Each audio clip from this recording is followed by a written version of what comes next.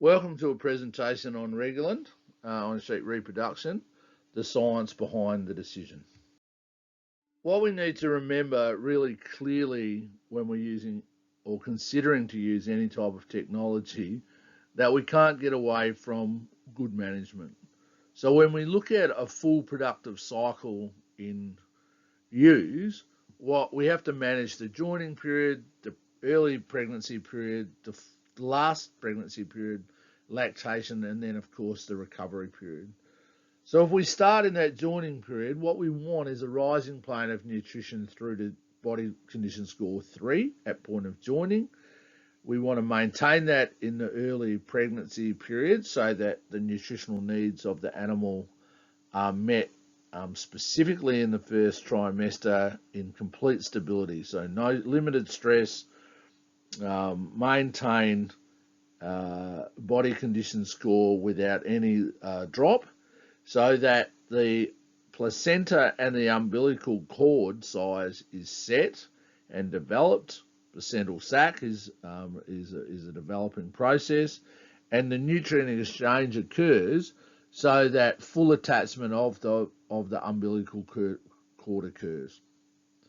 Then when we look at the last period of pregnancy, the final trimester, the final 50 days, 80% of all fetal development occurs here. So it's quite imperative that we meet the nutritional requirement of the ewe so that she can develop her udder, she can partition to the fetus for growth, and she can develop a maximum capability to produce colostrum in the first 24 hours and then continue to produce milk at high capacity through peak lactation to give the lamb the best opportunity of survival and the best opportunity of early growth.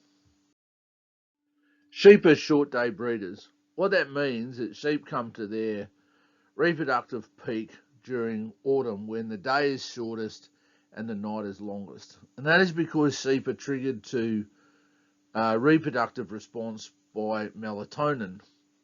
What we see when we come back in the season, from August through to February, what we see is sheep deepen in estrus. Some breeds, British breeds,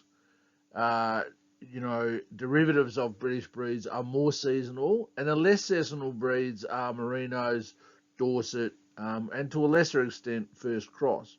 But what happens as you come away from the peak autumn months, March, April, as you come back towards September, the first thing that is impacted is there is an increase in the dry percentage and a decrease in the twinning percentage. So in essence, what sheep become is less productive. It's not that they can't join, because Merinos can join, and we see it year round. However, they join considerably less in the summer, in the spring and early summer, than in their productive months in autumn. Now, the reason for this is, as I said, that anestrus period, so that's the period when sheep either don't ovulate or ovulate at a much lower rate and a much slower strength. So you can see in this slide, in the yellow and orange line, that is the amount of ewes that are ovulating are less, and the ewes that are ovulating, their ovulation rate is lower. So that's where you come back and you get more dry ewes, and you get less twinnings or less multiples. The other thing that's poorly understood is that the quality of semen in rams is also reduced in the same period of anestrus as per a ewe. So you can see in August, September, October, November, December, there's a decline in the quality of semen. Now that decline is both in sperm per ejaculate, in the motility and concentration in sperm, and also in some increase in abnormal sperm cells. Now this slide is a variation on what we've seen. It's from the CRC, and what it shows is that March, April, May is the peak of all sheep. That is the depth of autumn, so the shorter days and the longer nights. And then when we see where we have longer days and short nights in spring and early summer, we see a reduction. So if you have a look at the less seasonal sheep, roughly, 60 odd percent cycling out without a ram being present. So there's a 40% drop in productivity. And then when you look at the more seasonal types, there's a roughly 10 to 20% that are cycling without a ram being present. So there's a 80% loss in productivity. And I've put these two slides together just to illustrate that the ewes displaying estrus and then the semen quality based on volume, motility and concentration follows the same type of bell curve. So we have a peak in autumn and a reduction in spring and early summer. So understanding the ovulation cycle, the ovulation rates and sperm qualities are reduced early in the season, what we see is on farm is that we see a lower conception rate with a lower multiple rate early in the breeding season. There's a significant reduction in the ability to actually fertilise. Ram fertility is lower due to the quality of sperm, not the quality of ram, the quality of sperm. And the other thing to be cognizant of is that high temperature or higher temperatures have an impact both on the ram and the ewe. If you look at rams, they're impacted by ambient temperature. That can be mitigated by providing shade so that when a ram distends its scrotum and increases the surface area for cooling, there's no radiated heat coming back from the hot ground. They're in the shade. Ewes are a bit more of a challenge because they internalise their heat and they rely more on the cooling effect between hot days and cool nights. When that doesn't occur, what we have is an internalisation of heat and you see a decrease in blood flow either to the uterus or to the placenta depending on the stage of pregnancy. If we consider that the breeding season is significantly impacted by short days and long nights, what we can see in this slide in the dark blue graphic, that's the natural peak breeding period, if you will, of that particular breed. So if you have a look at Border Leicesters, what you can see is the area that I'm highlighting now, that's the natural peak of breeding. And then what I'm highlighting here now, what you see is that's the area that we can influence with Regulin, which are melatonin implants, where we can trick the ewe into thinking that it's autumn and they respond in an autumn-like manner and thus hitting their natural peak. So we can only influence true British breeds, the very seasonal sheep, back into the second week of January. You can advance them about 8 weeks. However, when you get into the first cross and Poll Dorset, they have less seasonality, if you will, or less impact on seasonality. We can see that we can influence them with Regulin all the way back into the early weeks of October with good success.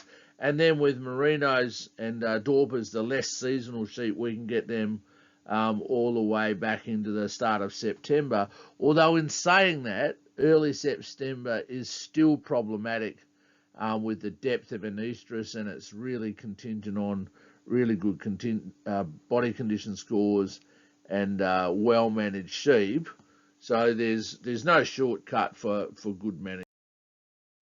Now the trigger for increased reproductive response in sheep is melatonin. And melatonin is the hormone that triggers the fertility response in sheep. And that's that fertility response in both ewes and rams. So in ewes, it's a trigger of a full hormonal sequence. And in rams, it's a trigger to increase testosterone production and to, increase the quality of semen, increase the amount of sperm per ejaculate, and raise libido. So melatonin is the response is triggered by the eye. It's a signal of day length. Melatonin is produced in the pineal gland, and then that hormonal sequence begins. And the reality is, the season and daylight hours, they're both impacted on melatonin production in sheep. So we can see in autumn, as we progress through autumn and winter, we have much longer nights. So therefore, melatonin is only produced at night. So we increase the production of melatonin to a peak, and we manufacture it, or the sheep manufacture it over a longer period of time as compared to summer and spring, where we have a much shorter night and therefore we produce less.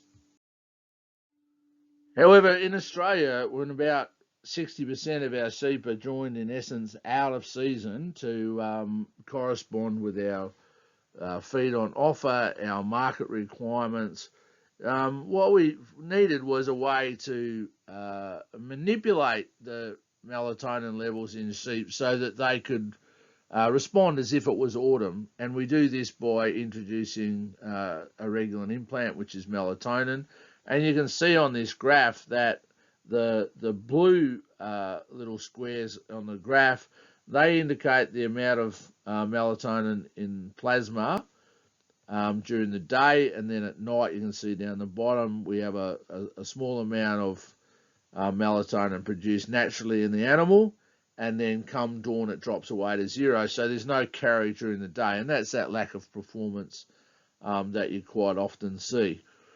When we implant Regulin, so we increase the melatonin as if it was an autumn, and we get an autumn-like response, you can see that during the night there's an increase in natural production. That, along with the introduced melatonin with Regulin, we see now a pattern of melatonin in plasma as if it was autumn.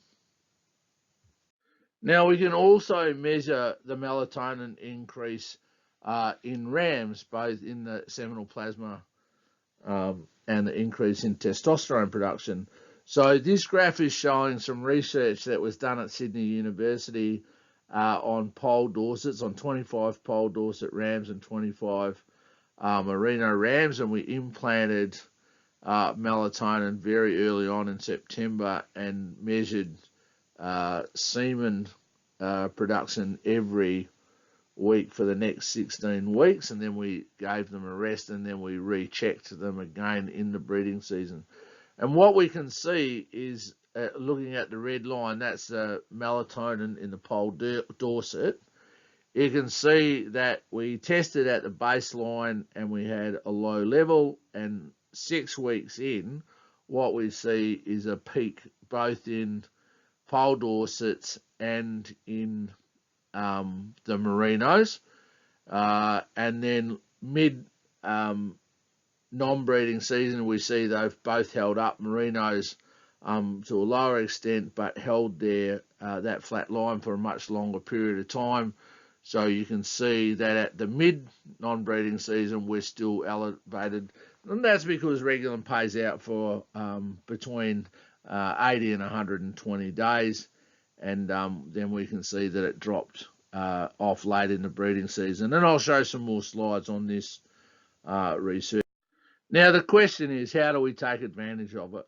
Well, the reality is Regulin is the only practical way of introducing melatonin into sheep so that we can make them respond in an autumn-like reproductive response in spring and early summer. And now these two graphs, they show that if we introduce the implant here, we can elevate melatonin in the spring and early summer as if it was an autumn-like peak. So that gives us a significant advantage. So we have all this area to influence the animal to increase its productive value. And what we can see is if we implant in October, what we're looking for is to uh, create this peak here. And that's what we're after. We're trying to replicate an autumn-like response in spring and early summer. So if we're implanting in December to have a response in January, February. So what we're trying to do is get the animal to respond in a natural like way as if it was autumn.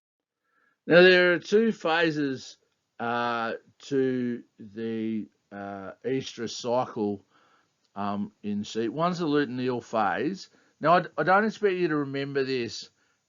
What is important to understand is this is the part of the reproductive event, in essence, you can't see as a farmer. We can't observe this occurring, but it's good to understand what happens. And during this phase, this is where progesterone is built up. This is where the follicles are selected. It's where there is a huge hormonal interaction. And what we as farmers need to understand about this is when we need to have nutrition stable. We need to have the behaviour of the sheep, their social behaviour stable, so we're not creating stress. And we need to do the best that we possibly can so that we get the best result and the best embryo stick. What we can see is this follicular phase. I know they're good looking sheep. So this is when heat occurs, and heat or estrus is when the ewes accept that they will be mounted by rams. So a ram can detect the estrus and it seeks out the ewe, and the ewe seeks out the ram so that they can be covered. Now, this lasts between 12 and 36 hours depending on the breeds. The more prolific the breed, the longer. The younger the age, so ewe lambs are shorter than this, average of sort of 18 to 24 hours. In ewe lambs, that's much shorter. It's between 12 and 24 hours. It's a shorter period of time. And the longer rams are in contact with ewes, the shorter the follicular phase is. They almost immunise to the impact of luteinizing hormone. Now, another way you can influence sheep to increase cycling out of season is to use the ram effect. Now, the ram effect occurs when ewes and rams have been separated for greater than 30 days. And you can introduce ram or teasers quickly and rapidly so that you get an immediate response. And this will work probably into the second week of October. Now, in saying about the ram effect, the ram effect was all done, the original research was all done a long time ago on merinos. And so the evidence and the variability in first cross and British breeds is a bit subjective. Does it work? Yes, it does. However, how well it works is not particularly well recorded. So, and the greater the separation, the greater the impact. So the ram effect occurs when non-cycling ewes are stimulated to ovulate, cycle, with pheromones. That's the smell produced by rams or teasers. Now, teasers are vasectomized rams or testosterone treated wethers. The ram effect, as I said before, relies on ewes and rams being isolated from each other for at least a month to make sure that they've been out of sight, sound and smell for at least that 30 days. That's the month. Ram effect doesn't work in flocks that are already cycling. So what that means that if you are doing a shearing that is close to your joining date and you bring the ewes and the rams in at the same time and they have contact, it doesn't take very long to start inducing a cycle. And then if you're joining 4 to 6 weeks later, the impact of the ram effect is negated. Now, if you create a good ram effect, you need 2 to 3% of rams to take advantage, because most ewes are going to come into season within that 8-day period of the ram being introduced after the teasers.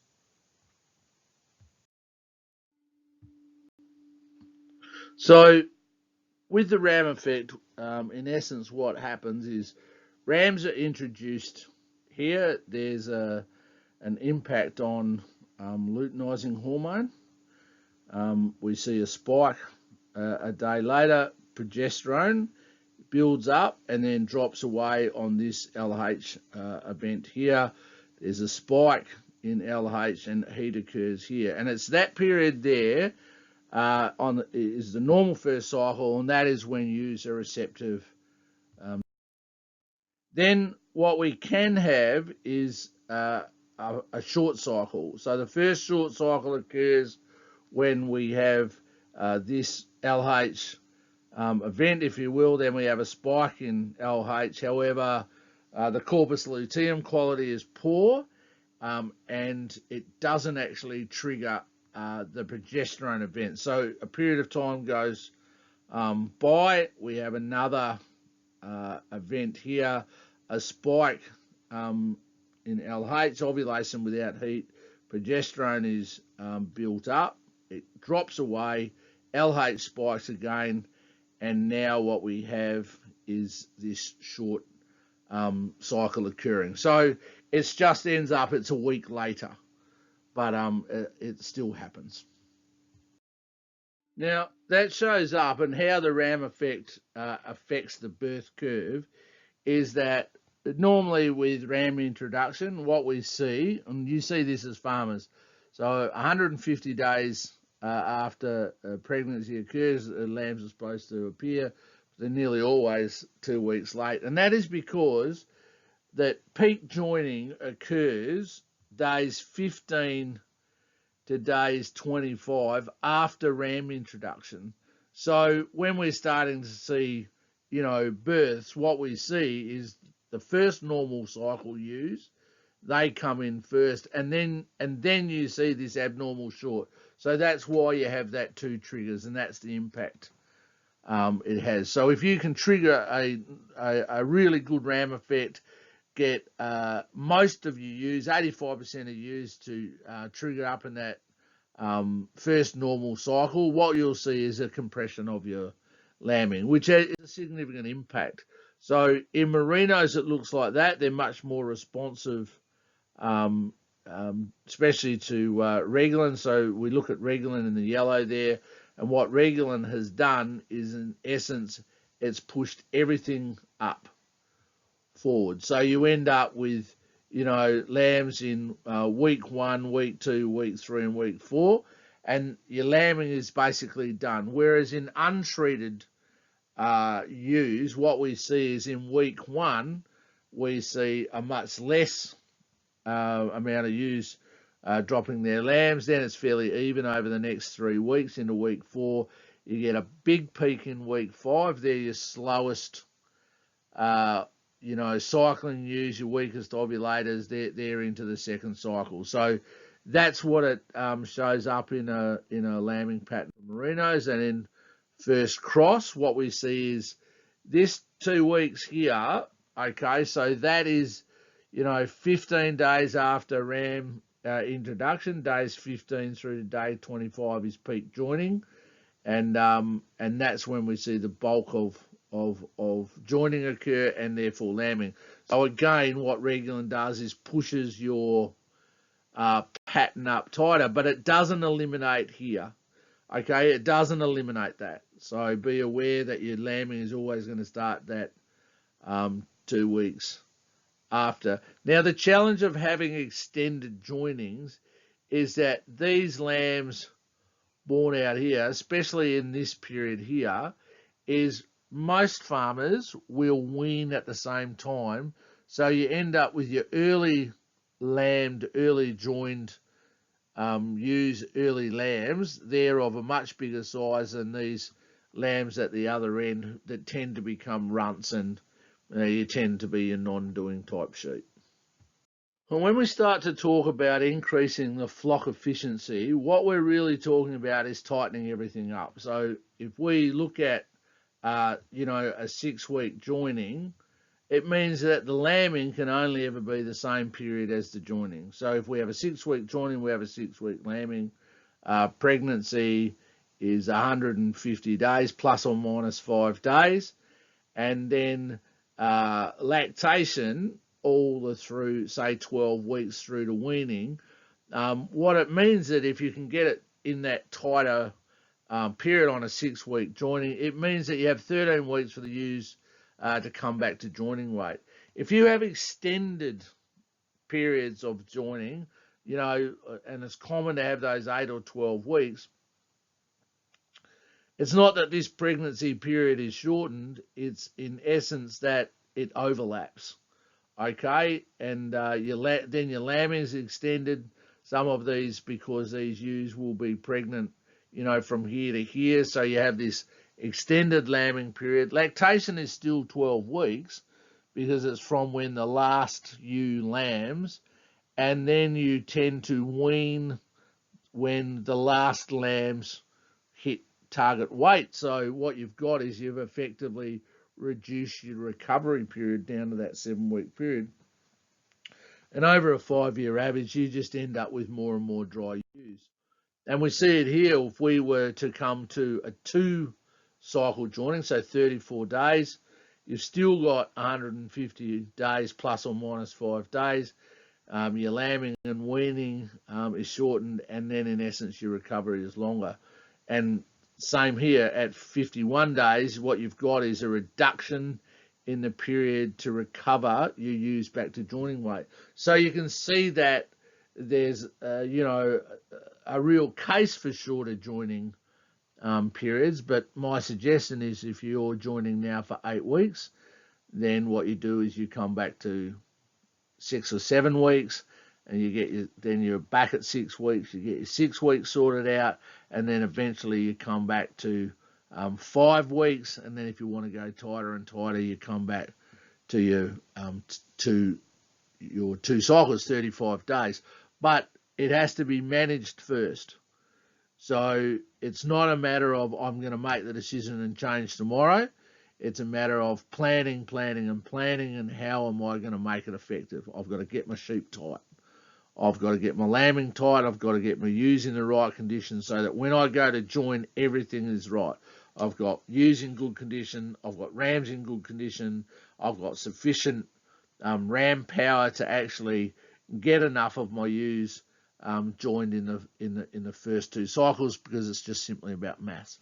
Rams can cover X amount of ewes over a period of time, and ewes express estrus for a period of time. So it's the amount of ewes times the hours of estrus divided by the amount of ewes, the amount of rams that you have by the hours of estrus. So anyone wants that equation, just give me a call. Now, an estrus length can be impacted by a number of factors. Social factors, ewe to ewe impact, ewe to ram impact, and ram to ewe impact. And what that means is that ewes all together, as they trigger cycle, can have an impact on each other. Older ewes have a different response to the ram than young ewes, and then rams have a different impact again on ewes within their own competitive behaviour. So the other thing is estrus by breed. We've seen this slide before. I just want to reinforce this, that all sheep hit their seasonal peak March, April, May. That's the best months to naturally join. That's where you get your less dries and your most moldables. Fecundity is at its best, fertility is at its best. So that works naturally for sheep. However, as we've discussed, it doesn't often, for 60% of Australian farmers, doesn't line up with feed on offer.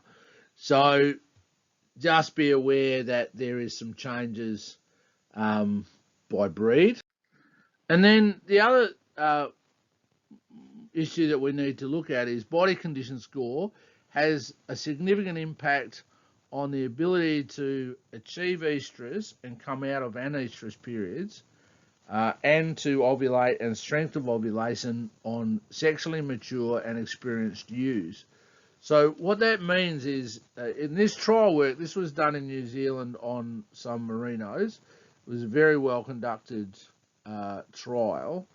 And basically what it said, if you remember back, and I said that peak anestrus in merinos was August. So let's just assume that that's August. And then what we can say is we're looking at September, then October, and then the first weeks of October. That ewe is in essence out of the anestrus period. So she starts to reduce the impact of anestrus, whereas this ewe, she's going to experience another 50 odd days of anestrus. So if you're trying to join your ewes early, you're trying to get a spring joining, and they're a 0.25 of a condition score to below where you ideally want them, then what they just in the depth of anestrus for longer. And then what this indicates, the onset of seasonal estrus, is a ewe at 2.75, she is expressing estrus here for about, nearly 40 days, so 30 days longer than a ewe at 2.5. So body condition score is what drives the ability to come out of anestrus, express estrus, express high quality pregnancy, and maintain that pregnancy all the way through to full term. Now, the other thing I get asked about quite regularly now is joining with lambs afoot. Now, understand that there is lactational anestrus. So when ewes are lactating, that can cause them not to express estrus. There's no ovarian activity during lactation. Prolactin is the hormone prolactin, which triggers the milk letdown response. That represses estrogen, which in essence represses progesterone, and so therefore pregnancy doesn't occur. And if you've got an overlapping seasonal anestrus and then lactational anestrus, what you've got is two challenges in front of the ewe to become pregnant. So it's more and more difficult for her to become pregnant. The other effect on prophylicity, so prophylicity is the ability to twin. It's the ability to have multiples. So if we look at this graph, we look at the younger age, ewes will conceive quite well in the 85 to 90 odd percent. Their prophylicity is lower, so their ability to have multiples lower, and they tend to wean less lambs to use bred simply because of their inexperience of mothers. And then when we get down here where we look at these older sheep, which admittedly we don't see in Australia much anymore. In fact, with the current drought in the Riverina, I'd be surprised if there's too many ewes that are older than 4. But at that age, their conception is very high, their prophylicity is high. But again, what happens here in this 8 years plus, what you see is a reduction in weaning. And I'm sure the ewes will just use any excuse to walk off. They become much less maternal as they get older. Now, I get asked this question now all the time about ewe lambs and maidens.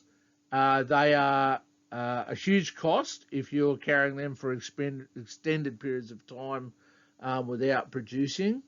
They're delicate to manage on their age, their weight, the mating periods, then the joining management themselves, and there's a few things you need to remember. If you're joining ewe lambs or maidens, ideally they'll be separated from adult ewes.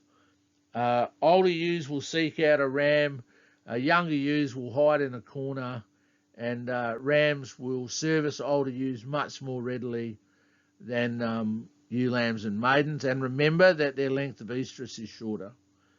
The ewe lambs will mate very poorly deep in the estrus season, so September through to October. And Regulin, so melatonin treatments, that can improve fertility, and the best results are from December through to March. And sheep need to have achieved puberty. So this is one thing that seems to be being missed a little bit. So we're hearing an MLA recommendation is 45 kilos, 7 months of age, and 75% of their mature weight, and they should have achieved puberty. But what's being missed is this birth season. Now, birth season is absolutely critical. So puberty will be achieved. Yes, I'm sure you're all looking at those sheep. They're Spanish Razes. That is how they look. They're quite good quality, but you just have to trust me. The age and live weight, so most of the times 50 to 60% of adult weight will get, good fertile, highly fecundant sheep. They'll join. Their breed is, of course, a consideration. The more prolific breeds will join earlier. Now, if a ewe lamb is born in autumn, that means at 5 to 6 months, we're now in September and October, but we're in the depth of seasonal anestrus. Therefore, puberty more than likely won't be achieved until the following autumn. So this is where you hear about people joining their ewe lambs in October, early November, and getting the 30 and 40% results.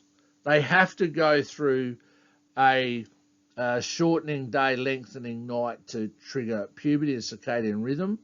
So ewe lambs that are born in spring, they start to get their optimal development at 5 to 6 months. March and April, they're ready to join, at 7 months.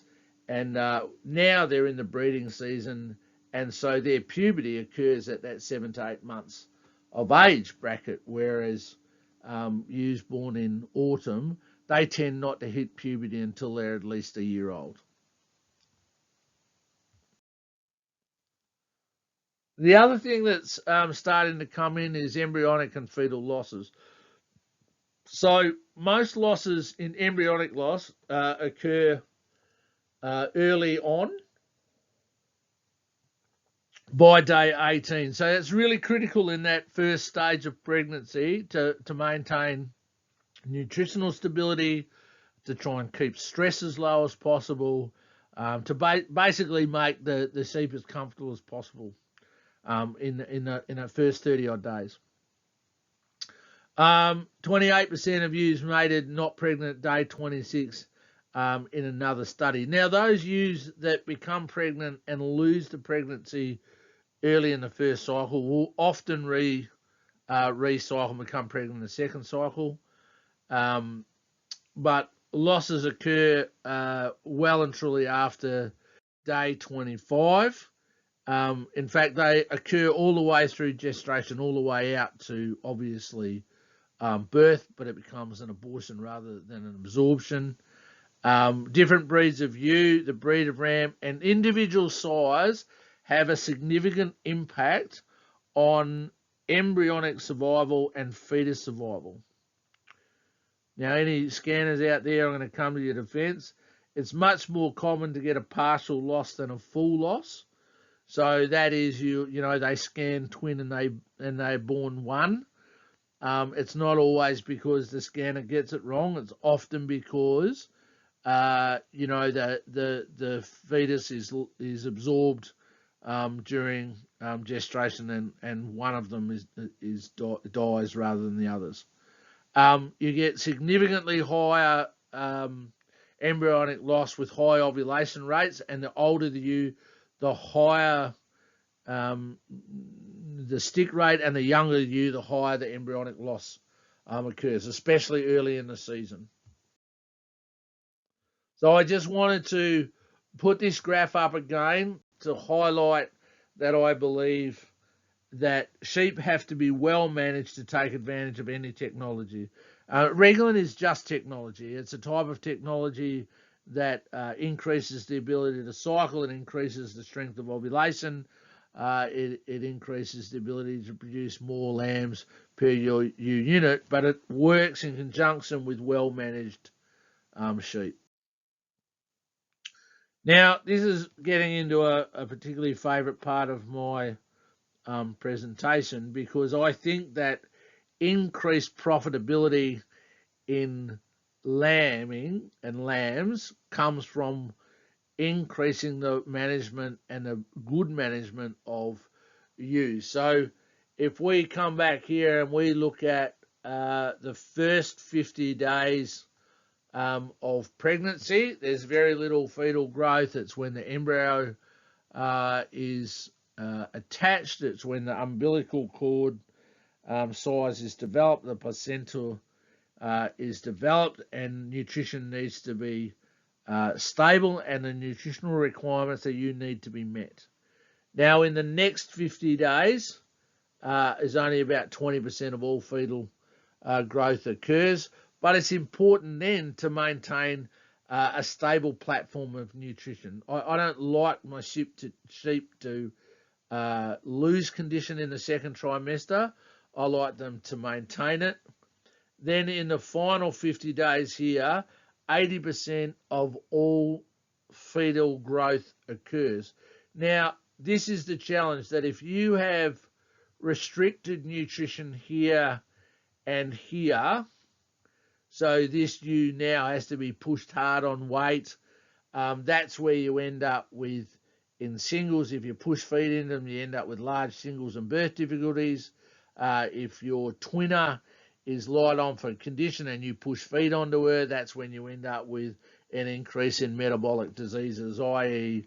preg tox, ketosis, etc. So managing each stage of the trimesters, each part of gestation is really important. You can't concentrate one and forget on another.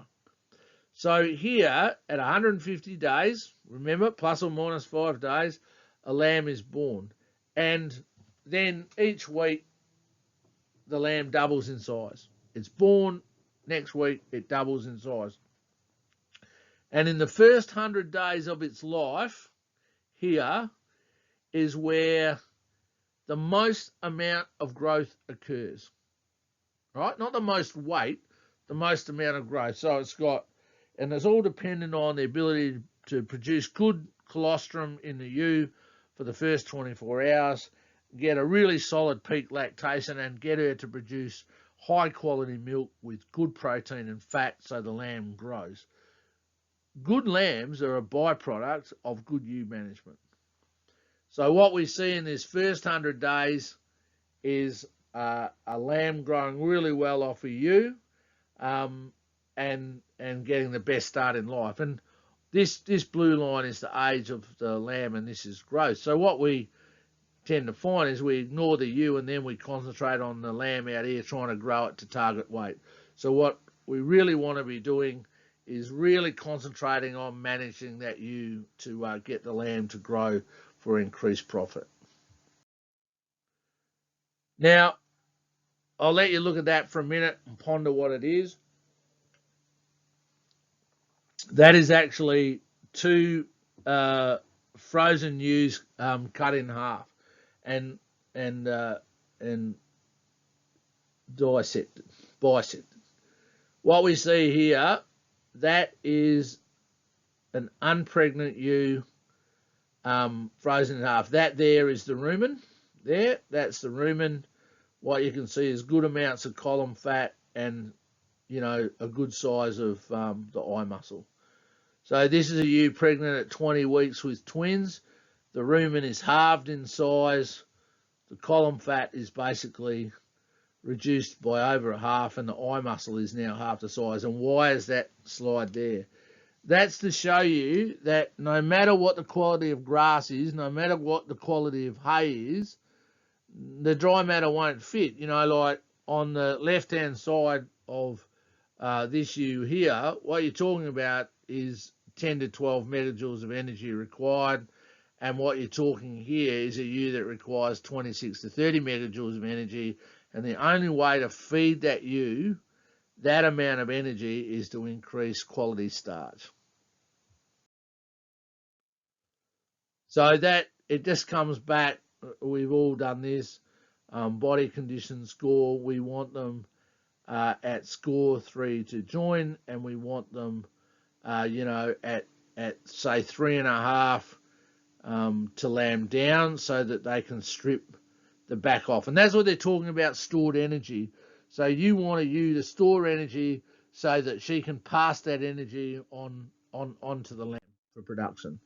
Now, if you think about stored energy meets about 70% of the ME diet. So stored in what she can consume. And if you look at this, the amount of colostrum produced at 70% of the ME diet compared to 110% of the ME diet. Now, how do they get 110% of their required energy diet? They get it by eating high quality starch and stripping fat off their back. So it's about well-managed sheep that have stored energy, fat on their back, condition on their back, and then it's about feeding them the right energy diet. So you're going from 160 grams of colostrum to 451 grams of colostrum, and in the first 10 hours you're at 580 against 975. So you've almost doubled it. So if you've got twins and you want to keep more twins alive, then what I'm suggesting is that you manage the diet of the ewes more effectively. And what the other thing that feeding to 110% of requirement, so that's preconditioning the ewe and then meeting her requirements with good quality starchy grain, is that you increase the volume of the udder. Now, when you increase the volume of the udder, you increase the ability to produce and store milk. So the lamb gets more of a feed more often to grow faster, to hit target weight, and get it out the gate and make more money.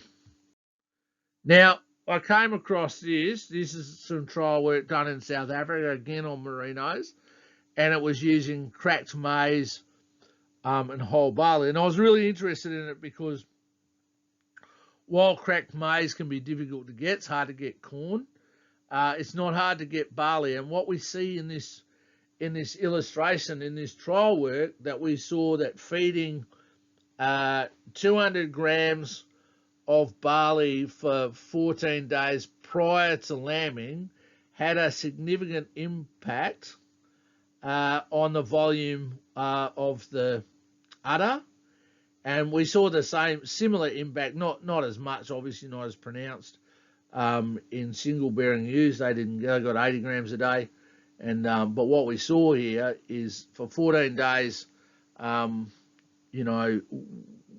really worthwhile to make a difference to that ewe over the control. So what we can see is, there's the control empty, there's the control full udder, and what we can see is, that's a significant increase in the capacity of an udder to produce milk for a lamb. Now, we've mostly covered ewes to this stage, but we need to start to look at ram management. So rams are responsible for 50% of the reproduction performance. And, in essence, if we have ram failure at low ram percentage, we have a major impact to the ability to produce cash flow. So if we're mating at 1% or 1.5%, we can assume a significant risk when there's no percentage to compensate for any type of failure. Now, you really can't treat any problems in a ram, whether it's sore feet, sore shoulders, fly strike, or coitus. You have to prevent that from occurring, because not only does it render the ram unfit for service, it will probably render the semen infertile for a period of time. Ram behaviour, dominant behaviour, male orientation, or poor performance is irrelevant. It all is that they perform less satisfactory than highly performing rams. It takes 8 weeks to produce semen, so any impact in the weeks prior to joining or during joining, so that's shearing cuts, fighting, damage, fly strike, etc., is going to have a significant impact on the spermatic production. And the other question is that I often ask is that we scan ewes for pregnancy, we wet and dry them, we check them, we know which ones have singles, which one have twins and are dry, and we cull them accordingly. But the question I ask you is, do you know which are your better performing rams and which are your poorer performing rams? And I do ask that now that you check your rams well and truly prior to joining, to make sure they're fit for purpose. And then the last question to ask is, do you make a good ram effect? Now, ram behaviour can be measured, it can be checked. There's a Stelfig test which looks at the actual sexual performance of rams. A vet can do that for you. 20 to 30% of rams show no interest in estrus displaying ewes. 20-odd%, 10 to 20% of those rams not interested in ewes will show male orientation behaviour traits, like riding, disinterest, etc. However, 70 to 80% of rams are all highly productive and do the bulk of the work. And the only way that you can compensate for any issue with rams is to have sufficient ram percentage, sufficient ram horsepower to actually get your ewes pregnant. It's interesting that ram, both semen and libido performance increases with competition, and high performance rams will outperform lowly performing rams by about 50%. And there's no difference between low reproductive performance between poorly performing rams and male orientation. It's not that they don't join, it's that they join at a lesser rate. Now, in this slide, another fantastic photo of quality sheep, again at the research facility at the Spanish government at Zaragoza. This trial was conducted by Alfonso Abacia in 2005, and it's been replicated quite a bit. So it's 5 rams and 10 ewes, and it was a measurement of jumps here and covers there. So when we look at this R12 ram, what we see is at 16 jumps, it was the highest performing ram, and it didn't jump that ewe and it didn't jump that ewe, but the other ewes it covered. But if you look at the next highest performing ram here at 12, it actually jumped that ewe 8 times, and there was quite a lot of ewes that it didn't fancy at all, didn't cover them. And the same with this ram here, R13, it jumped this ewe 6 times. So they must have been both good-looking sisters. And it's this ram R11 that was actually the better performing of all of those. It jumps, it only missed that ewe, it missed that ewe, it missed a few ewes. But interesting to note is that U22 would only allow the highest performing ram to cover her. So what that means is that ewes and rams are selective, And the only way that you can compensate for it is to have sufficient rams to overcome those issues of non-interest, so to speak. So we looked here. This was some ram trial work. It was a SARDI MLA trial. We ran for 3 years, 2014 to 2016. And they were looking at the effect of melatonin on the treatment of border Leicester rams. They had a couple of sites. A central site, they looked at libido, and then they had at Tutfield. And it was interesting to look at Tutfield. The implanted rams at Tutfield significantly outperformed the non-implanted rams, which were a non-event. And in the central site, the difference was about 5 or 6%, and which is statistically unimportant.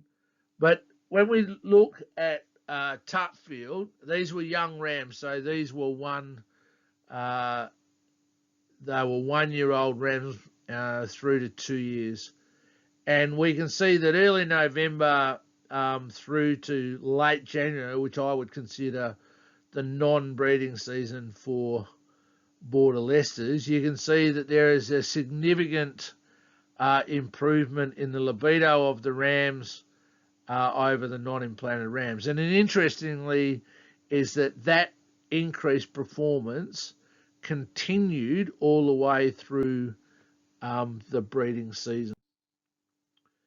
Now, in this, we look at the twinning rate. This is a really interesting because, first of all, let's look at these mixed age rams. So these were older rams. And what we saw was there was a significant increase in the amount of twins that the ewes actually conceived over the non-implanted rams. Now, that would indicate an increase in the quality of semen. And in these young rams, it was the opposite, even though not really that significant. But if you have a look at the unimplanted rams, is their twinning percentage was higher than the implanted rams. But if you look at here at the next slide, perhaps this would be an indicator that the amount of ewes that became pregnant with the implanted rams was significantly higher than the unimplanted young rams. So those young rams that did get something pregnant were the highest performing, got more in twins. Whereas there was no real difference in the pregnancy rate between mixed age rams, implanted or non-implanted. There was only a difference in the twinning rates. Scrotal circumference, both of those are relatively significant. And what we find when we implant melatonin into rams is there's a significant jump in testosterone. So that's seen right from day 1 on measurement, day 49 after. That's significant because that's peak joining. 40 days prior to joining, we implant. 10 to 15 to 25 days after ram introduction is peak of joining. So day 55 after implantation is peak melatonin, and so we can see the impact on testosterone production all the way out day 71. It maintains all the way through. And we saw this in Australia. This is Australian work at Sydney Uni. What we saw was that there is a parallel between high level of melatonin and high level of testosterone. Now, the reason in week 12 testosterone was down here is because we didn't measure it. So realistically, what we suspected occurred was that it happened up. We just didn't, we only measured it twice. So that's the same graph, just a bit clearer. What we saw right from the jump in was that the melatonin treated rams were a significant increase in scrotal circumference, which indicates an increase in the size of testes, which showed up when we were looking at increase in sperm production. So what we found is that these are the non-implanted rams here. That was the baseline, pre-implantation baseline. And what we saw is that right from the start, early in the breeding season, we started to see an increased sperm per ejaculate, and that continued to climb through mid-non-breeding season into late in the non-breeding season, and in fact all the way through to the breeding season as well. Is sperm production in the implanted rams remained higher than and what does that really mean? It means that implanting rams to match the performance of ewes, what you're seeing is an increase in fertility in the ewes, so more ewes become pregnant. That's a trigger a cycle. It didn't really change propolicity, but what we saw was an increase in fecundity. So it was 100 lambs against 133 lambs. So the effect of melatonin, that's Regulin treatment on rams. We know that rams suffer seasonal anestro, reduced libido and spermatic capacity. We can see in our studies that 3 implants of Regulin into the ram improve the reproductive performance in the anestro season. There's an increase in quality and quantity of sperm in rams. There's an increase in scrotal circumference and volume. We saw with border Leicesters, increased treated rams have an increased libido and way more active. And there's a collection of papers that's showing that the performance of rams is a 10% increase in fertility and 12% increase in siring rams, in siring lambs rather. Now, in saying this, it doesn't matter what the libido of the ram is. It doesn't matter how highly performing the ram is or the quality of the sperm. If the ewe is not cycling, no lambs are produced, so you must match the performance of the ewe and the ram. The implant is effective for 100 to 120 days. If you are having really close seasonal joinings, it may be an idea to talk to me, and perhaps we could develop a plan to implant half the rams to peak early and half the rams to peak later in the second joining, but only if you have really close. So if we're talking about now total profitability in lamb production, what we're talking about is improving fertility. So you want more ewes pregnant with more lambs inside them. That's an easy way to increase stocking rate, and it's an easy way to increase the stocking rate seasonally. So if you increase the stocking rate seasonally to hit feed on offer when the lambs are ready, you sell the lambs off and stocking rate reduces to carry through for more difficult and less feed on offer. However, you have to control the loss of lambs. It's no good increasing conception and fecundity in ewes, more pregnant with more lambs when more die. That doesn't make sense to me. The other thing really to watch is management. So the feeding periods, we need to optimise the performance of the ewes and rams. We need to specifically target times for ewes rather than simply feeding them. It's more of a concept of meeting their nutritional requirements. By controlling those feeding periods, by controlling the lambing periods, you often get greater control of the selling periods to hit the front and tops of the markets. Data control is key, and measuring the results. If you're not going to measure it, you don't know where you're going, it doesn't make sense from a management perspective to make too many changes. I just put this slide in. This was interesting because lamb survivability is key. We did this trial work at Hayat's Moor. It was over 6,000 ewes. They're all merinos, and we got normal response, increased response in conception and twinning percentages. What was really interesting is that when we started to analyse the work, was looking at the loss between scanning and marking, is that the control group lost around 40%, which is probably merino industry standard. The treated rams were 23%, the treated ewes were 27%, and the treated ewes and rams were 15%. Now, we suspect this has something to do with antioxidant behaviour on embryos and developing fetuses, but at this stage, this will be the basis of some future research that we would be doing. So this is where I earned my keep, so to speak, with SIVA, and why I think Regulin is important. I think Regulin is important for managing,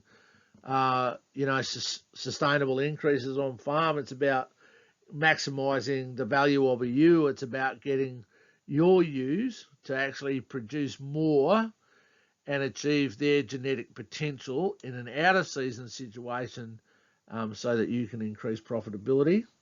So Regulin increases fertility 10 to 25% in the inistro season, reduces dry ewes, more margins per ewe. Like the more lambs you can produce per ewe unit, the greater the earn capacity of that single ewe. It maximises genetic capability in the inistro season, the increase in twins. No increase in triplets because we're not super ovulating the ewe. We're allowing it to express its natural genetic capability, right? So that's really important to understand, is that melatonin in the form of Regulin allows sheep to express their natural capability as if it was autumn, right? It doesn't make them super ovulate. That's why we don't change the triplet rate.